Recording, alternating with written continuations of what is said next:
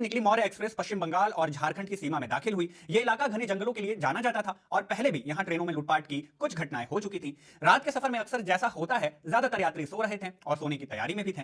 AC coach की हल्की ठंडक में लोग अपनी बर्थ पर सिमटे हुए थे। रात के लगभग 1 से 2 बजे के बीच अचानक जोर के झटके लगे और ट्रेन बीच जंगल में रुक गई। किसी ने शायद वैक्यूम होज काटकर या इमरजेंसी चेन खींचकर ट्रेन रोकी थी। यह डाकुओं का पुराना तरीका था। इससे पहले कि कोई कुछ समझ पाता, डिब्बे के बाहर हलचल तेज हो गई, पत्थरबाजी की आवाजें आई और फिर जोर लगाकर दरवाजे खोल दिए गए। एक एक करके लगभग 30 से 40 लोग डिब्बे में घुस आए। उनके हाथों में चमकते हुए हथियार थे, चाकू थी, लंबी तलवारें थे और कुछ के हाथों में देसी कट्टे या तमंचे भी नजर आ रहे थे। ऐसा लग रहा था कि ये एक प्लान के तहत किया गया हमला था। कुछ लुटेरे शायद पहले से ही यात्री बनकर ट्रेन में सवार थे, जिन्होंने अंदर से मदद की होगी। आते ही उन्होंने हिंदी में गालियां देते हुए चिल्लाना शुरू कर दिया। इसके बाद लूटपाट शुरू हो गई। वो एक एक सीट पर जाते, लोगों को धमकाते और उनका सामान छीनते। पर्स, सोने की चेन, अंगूठियां, घड़ियां, मोबाइल फोन, लैपटॉप, कैश, जो भी हाथ लगा सब लूट लिया गया। जिसने जरा भी आनाकानी की या विरोध करने की कोशिश की, उसे बेरहमी से पीटा भी गया।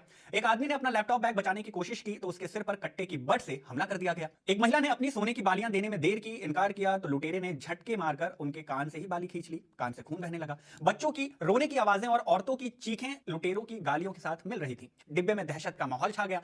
जब यह घटना घट रही थी, यात्रियों की सुरक्षा के लिए जिम्मेदार रेलवे पुलिस फोर्स के जवान कहीं नहीं थे। बाद में पता चला कि वो शायद ट्रेन के किसी दूसरे हिस्से में थे। नतीजा यह था कि सैकड़ों बेगुनाह यात्री लुटेरों के सामने पूरी तरह असहाय थे।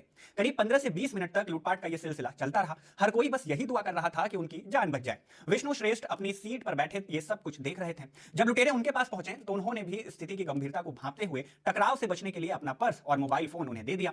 एक सैनिक होने के नाते वे जानते थे कि कब लड़ना है और कब पीछे हटना है। इस वक्त इतने सारे हथियारबंद दुश्मनों से अकेले भिड़ना शायद समझदारी भी नहीं थी। लेकिन तभी उनकी नजर कुछ सीट आगे बैठे एक परिवार पर पड़ी। वहां 5-6 लुटेरे एक 18 साल की लड़की को घेर कर खड़े थे। लड़की के मां बाप रोते हुए उनसे विनती कर रहे थे, उसे छोड़ दो, हमारा सब कुछ ले लो पर उसे छोड़ दो। लेकिन लुटेरे उन पर हंस रहे थे। उनकी नीयत बहुत खराब लग रही थी। वो लड़की को जबरदस्ती खींचने की कोशिश कर रहे थे। लड़की चीख रही थी, बचने की पूरी कोशिश भी कर रही थी। यह सब देखकर विष्णु श्रेष्ठ से रहा नहीं गया। उनके अंदर का गोरखा जाग उठा। वो अपनी सीट से खड़े हुए। उन्होंने जोर से उन लुटेरों को ललकार दिया। लुटेरे चौंक कर उनकी तरफ मुड़े। शायद उन्हें लगा कि यह अकेला आदमी क्या ही कर लेगा। लेकिन अगले ही पल विष्णु ने वो किया जिसकी लुटेरों ने कल्पना भी नहीं की थी। उन्होंने अपनी कमर से खुखरी निकाल ली। खुखरी हाथ में आते ही विष्णु उन लुटेरों पर टूट पड़े जो लड़की के पास थे।